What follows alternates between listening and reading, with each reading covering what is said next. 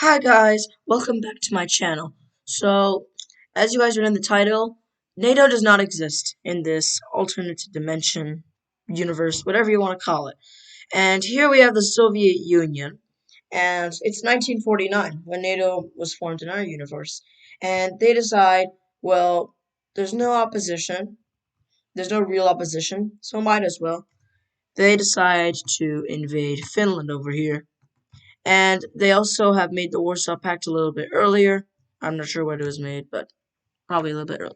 Anyway, so the Soviet Union invades Finland again. They have not learned their lesson apparently, and they push in from here because they want some revenge. They want some revenge, and they get some good success so far, better than last time. But they're eventually stopped, just like last time in World War II.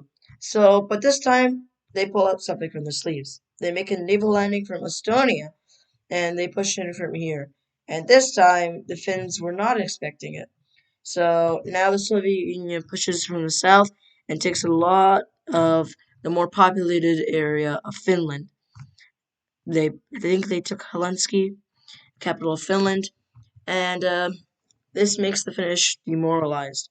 And now the front is easier to push, and Soviet soldiers move in and take a lot of Finland's land. Finland makes a counteroffensive to try and win, obviously, and they push back the Soviets here, but nothing happens. But just when things couldn't get worse for the Nordics, well, no, not what I wanted to do. The Soviet Union declares war on Sweden because they think they're going to be able to take out Finland quite easily. And after the counteroffensive of the Finns, the Soviet Union does just that. They begin to keep taking over Finland, and with many of the soldiers demoralized and them going into colder and colder temperatures, Finland surrenders. And Sweden had a little bit of time to prepare, but not much. And now another invasion has begun of Sweden, and they keep push the Soviets push up into Sweden, and they make they capture this island. Wait, that's not what I want to do. They capture this island that is Swedish. Sorry, I didn't color that in. And from their allies, they also make a naval landing here because why not? And I believe Stockholm is here. Stockholm is taken, and Sweden, knowing that it's probably going to lose, surrenders. So let's look at this peace treaty. Here is the peace treaty. So a lot of stuff has happened. Let's first start off with the Soviet Union has fully annexed Sweden and Finland, and they've expanded the Warsaw Pact, and they rename it to the Pact of Communist Countries, or PCC. And then since the West is kind of angry and they're scared of Soviet aggression, they form their own alliance and they call it the Western Treaty Organization, or WTO. And yeah, but the United States does not join because in this alternate scenario, the U.S. does not care what happens in Europe as long as it does not affect it. Neither does Canada. So these are the members. And now the Soviet Union's kind of just angry, but it doesn't really care. And they decide, let's invade Mongolia. Because why not? So they invade Mongolia, and surprisingly, another country decides to join them. Not surprisingly, but China. China joins. So Mongolia is not going to have a fun day today. So let's just increase this. So troops come in from all sides, from the Chinese, from the Soviets, and yeah, Mongolia is just not doing what it used to do in the days of the Mongol Empire, but it is collapsing.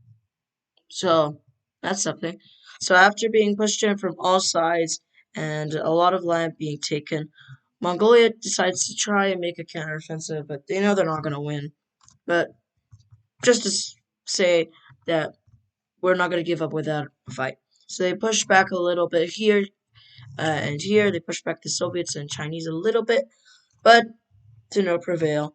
and eventually a lot of troops are encircled, and Mongolia surrenders. So yeah, let's just look at this peace treaty. So here's the peace treaty. So China and the Soviet Union both get 50-50 roughly of Mongolia, and China joins the Pact of Communist Countries, and so does Communist Korea. That's what I'm going to call this. It's a unified peninsula under communism, which is not good. So, yeah. So now that China and Communist Korea are on the Pact of Communist Countries, they decide that they're going to invade Taiwan because, you know, they want to settle some business. So Chinese troops land on Taiwan.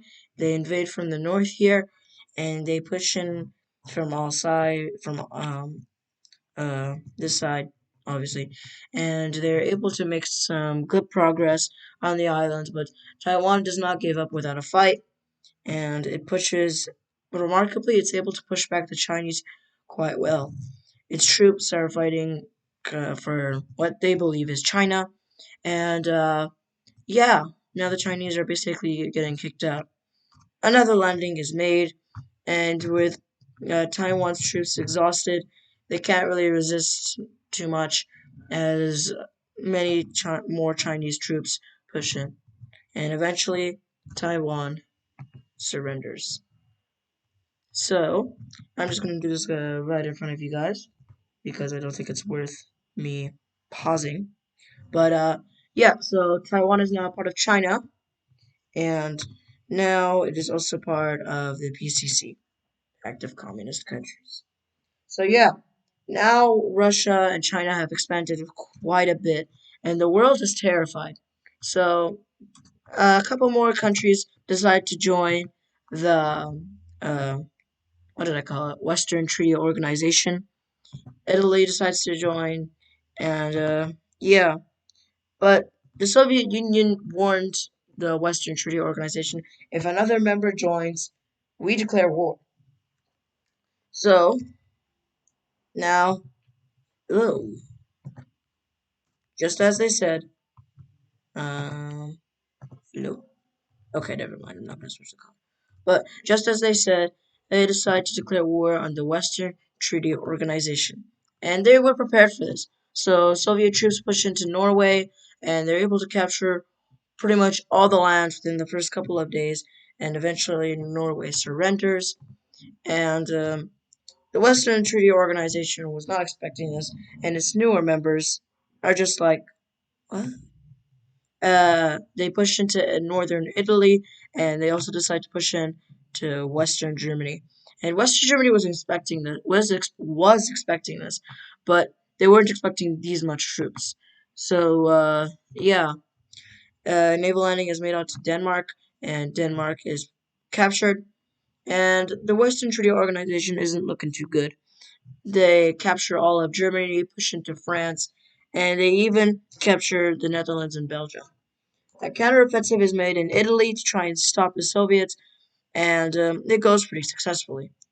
And a broader counteroffensive in France to try and reclaim their old friends. But this doesn't just go as planned, as the Soviets just push them back. So they retake Belgium, and they even take Paris, which is astonishing progress. I did not mean to invade the UK there. And yeah, but they do defend the UK. They do invade it. They capture London within the first day, and now the two most powerful countries in the alliance just got their capitals taken, just like that.